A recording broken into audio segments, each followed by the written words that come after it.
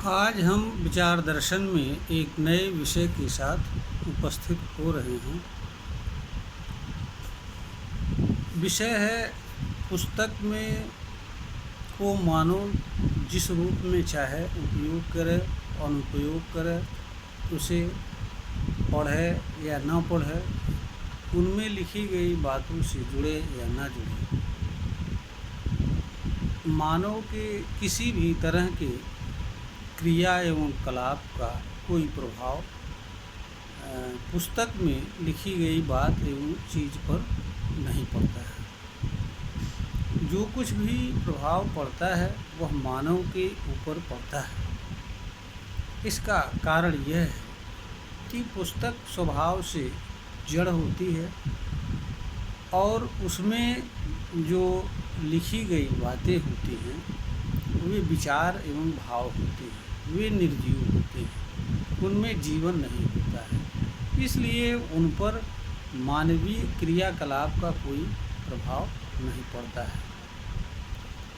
मानव चेतनशील प्राणी होता है, इसलिए वह जिस किसी भी चीज़ से जुड़ता है अथवा किसी पुस्तक को पढ़ता है, उसमें से जानकारी प्राप्त करता है अथवा प्राप्त जानकारी का वह किसी रूप में उपयोग करता है या पुस्तक में लिखी गई बात के प्रति किसी तरह का अपने भीतर विचार एवं भाव रखता है तथा इस निमित्त किसी भी प्रकार का कोई क्रिया एवं कर्म करता है, उन सभी चीज़ों का प्रभाव मानव के ऊपर पड़ता है। इसलिए कर्तव्य मानव का बनता है कि वह पुस्तक एवं उसमें लिखी गई बात एवं चीज़ के प्रति किस तरह का व्यवहार करे, उसमें लिखी गई किसी बात को माने या ना माने अथवा किस रूप में माने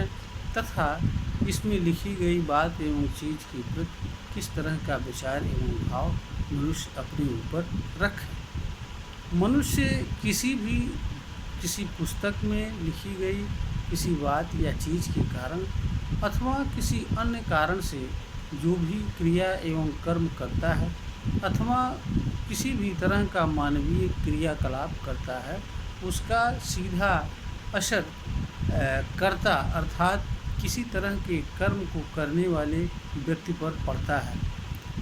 मनुष्य के केवल बाह्य कर्म का ही अन्य मनुष्य एवं मानव समाज तथा प्रकृति पर पड़ता है, किंतु मानव का जो अंतःकर्म होता है वो उसका प्रभाव सिर्फ और सिर्फ कर्ता पर ही पड़ता है। इसलिए मनुष्य का ही कर्तव्य होता है कि वह पुस्तक एवं उसमें लिखी गई बात एवं चीज़ के प्रति किस तरह का व्यवहार करे, किस तरह का न करे। पुस्तक का कोई कर्तव्य नहीं होता है। यहाँ पर ध्यान देने योग्य बात यह भी है कि पुस्तक का मानव के अलावा अनंत में किसी अन्य चीज़ के लिए कोई मूल्य नहीं होता है, कोई महत्व नहीं होता है। पुस्तक मानव द्वारा मानव के लिए मानव उपयोग हेतु निर्मित होती है, रचित होती है।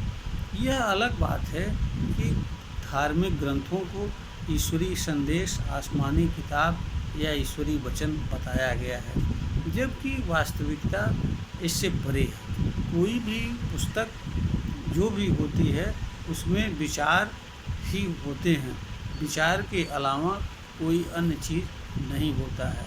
और पुस्तक में जो भी बातें लिखी गई होती है वह किसी बात एवं चीज़ के वर्णन के अलावा कुछ नहीं होता है। विचार मानव के माध्यम से ही उत्पन्न होता है, उसमें ईश्वर या अल्लाह या जैसी किसी चीज़ का कोई लेना देना नहीं होता है।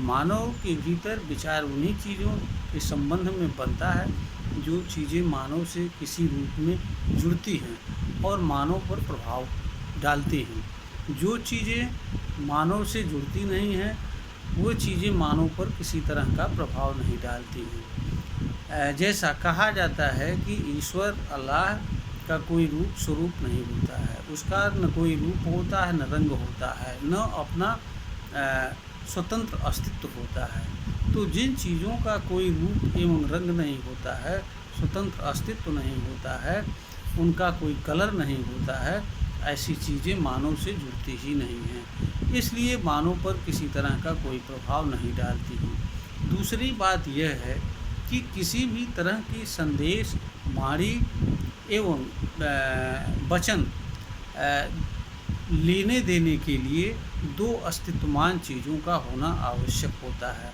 और वह चीज़ मानव जैसी या मानव की तरह किसी बात को प्रसारित करने वाली किसी चीज़ के माध्यम से संपन्न हो सकता है। ईश्वर जैसा कहा जाता है कि उसका रूप स्वरूप नहीं होता है, उसका कोई आकार नहीं होता है, इसलिए तो जिस चीज़ का कोई रूप नहीं होता है, आकार नहीं होता है, वह किसी भी प्रकार की वाणी, वचन अथवा संदेश देने की क्षमता नहीं रखता है। इसलिए किसी भी तरह का वाणी, वचन एवं संदेश के लिए मानव जैसी दो चीज़ों का होना आवश्यक है। यह भी सत्य है कि अनंत में कोई दो चीज़ एक समान नहीं है, इसलिए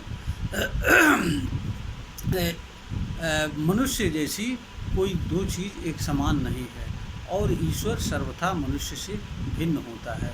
इसलिए जो बातें यह कहती हैं कि यह ईश्वरी संदेश हैं, ईश्वरी वाणी हैं अथवा ईश्वर के वचन हैं, यह बातें निरर्थक एवं बेमतलब का होती हैं।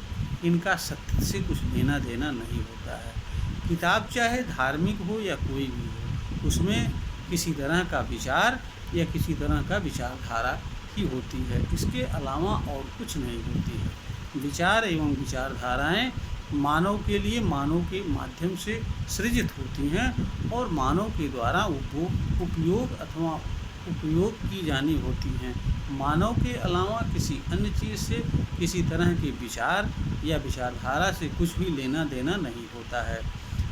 जो चीज़ मानव के माध्यम से मानव के लिए निर्मित होती है, वह चीज़ कैसे ईश्वरी हो सकती है, कैसे संदेश हो सकता है, वाणी हो सकता है, इसे खुद ही हर मनुष्य समझ सकता है। तो मनुष्य के लिए यह आवश्यक होता है कि वह हर चीज़ को जाने। दूसरी बात यहाँ पर यह भी मैं कहना चाहता हूँ कि पुस्तक में लिखी गई बात चाहे ईश्वरी हो, चाहे संदेश हो, या ईश्वर की वाणी हो अथवा ईश्वर का वचन हो, वह उसका उपयोग मानव के अलावा किसी अन्य चीज़ के लिए नहीं है। दूसरी बात यह है कि पुस्तक में लिखी गई बात को जिस रूप में मानव स्वीकार करता है, मानता है, उस तरह का प्रभाव उसके ऊपर पड़ता है। अगर किसी पुस्तक में कोई ऐसी बात लिखी गई है जो अनुचित है अथवा दूसरों के लिए पीड़ा एवं दुख का कारण है और उन बातों को मानव स्वीकार करता है और उनके अनुसरण में कर्म करता है, तो सबसे पहले इस तरह का कर्म करने वाला व्यक्ति दुखित होता है तथा उसके कर्म से दूसरे लोग भी दुखित होते हैं। तो जो चीज़ मानव के लिए पीड़ा एवं दुख का कारण बनती है, चाहे वो किसी के माध्यम से आई हो, किसी भी जगह लिखी गई हो, उस चीज़ को मानव को नहीं मानना चाहिए, क्योंकि मानव का जन्म स्वयं के ही कर्म से पीड़ा सहन करने के लिए नहीं होता है। इसके विपरीत जो भी बातें एवं विचारधाराएं हैं, वह मानव एवं मानव समाज के लिए दुश्मन हैं और मानव के लिए विनाशकारी हैं। ऐसी बातों को मानव को नहीं मानना चाहिए। यहाँ पर यह भी ध्यान देने योग्य बात है कि इस धरती पर मानव का केवल जन्म ही नहीं होता है, अपितु जीवन जीने के साधन भी उपलब्ध हैं तथा साधनों के अलावा मानव के पास सुखद जीवन जीने के साधन एवं अवसर भी उपलब्ध हैं। इसलिए यहाँ पर जीवन का अर्थ सुखद जीवन से होता है, और सुखद जीवन का अर्थ कभी यह नहीं कहता है कि मानव अपने ही कर्म से पीड़ा एवं दुख सहन करे तथा दूसरों के लिए पीड़ा एवं दुख का कारण बने। इसलिए जो भी बात चाहे धार्मिक हो या किसी अधार्मिक पुस्तक में लिखी गई होती है, उसको मनुष्य को हर हालत में सावधानीपूर्वक जानने एवं समझने का प्रयास करना चाहिए। अगर उसमें से कोई बात ऐसी प्रतीत होती है जो मानव द्वारा माने जाने पर उसका किसी तरह से कल्याण करने में सहायक हो सकती है, तो केवल उसी बात को मानना चाहिए। दूसरी बात यह है कि कोई ऐसी बात जो मानव में भेद करती है तथा मानव के बीच अविश्वास पैदा करने वाली होती है, ऐसी बात को मानव को कदापि नहीं मानना चाहिए।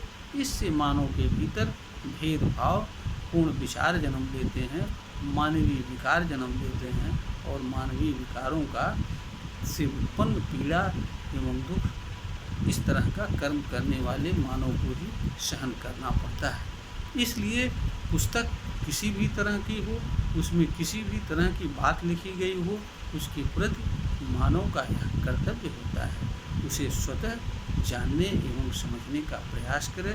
वह उचित है, अनुचित है, सत्य है, असत्य है, यह सब कुछ मानव को स्वयं को तय करना चाहिए।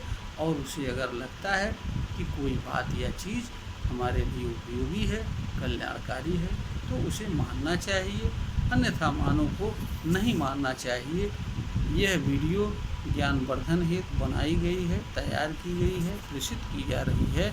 अगर श्रोता को ज्ञानवर्धन के योग्य प्रतीत होता है, इसे लाइक करें, शेयर करें और सब्सक्राइब करें।